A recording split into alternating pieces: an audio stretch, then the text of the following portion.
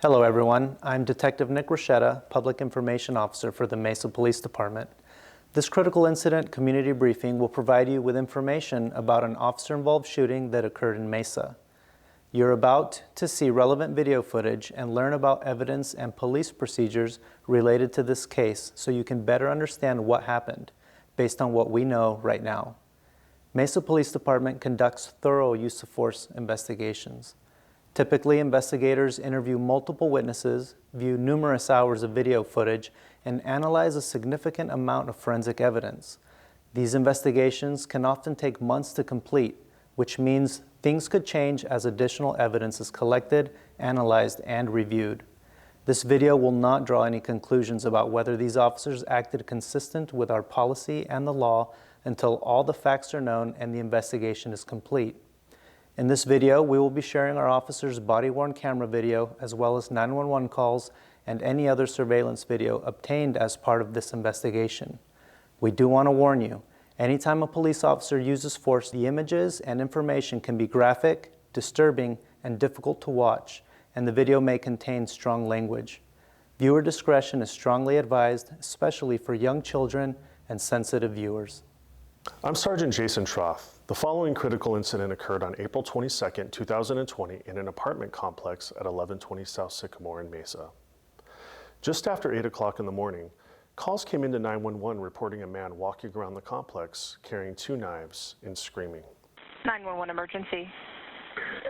Hey, I live at the Sycamore Square apartment in Mesa. There's a guy that is running around the common area. I don't know, he could be on some sort of drugs, but the problem is he's yelling out, "Take your best shot," and he has a knife, and he's kind of, like I said, he's pretty paranoid. The caller described the suspect as wearing all black and told the operator that the man was approaching the landscaper. He's now running around. The maintenance worker's up at the pool, and he's now confronting the maintenance worker. Is he threatening with the knife? Did he hear him? Officers were immediately dispatched to the scene. The Sycamore Shadows apartments in the common area. There's a male subject outside with a 423 yelling for someone to take their best shot. No known injuries.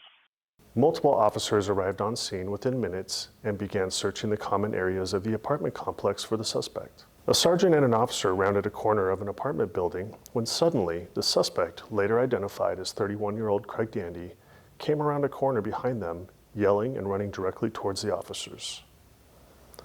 Both officers observed a large knife with a red handle in the suspect's hand.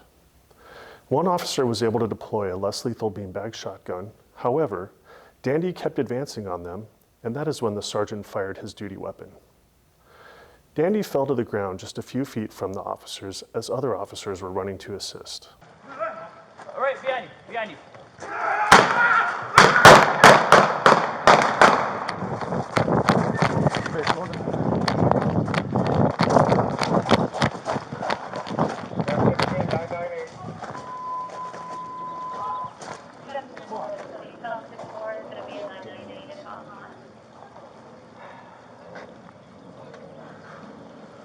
Get that knife out of there. No, stay back. Right now.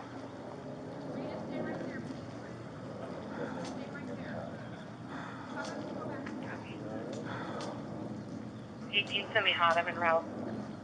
There's a knife right there. There's another knife underneath his head. Everybody glove up. Both officers told the investigators that the incident occurred within seconds and they weren't able to engage or negotiate with Dandy because he was advancing on them so quickly.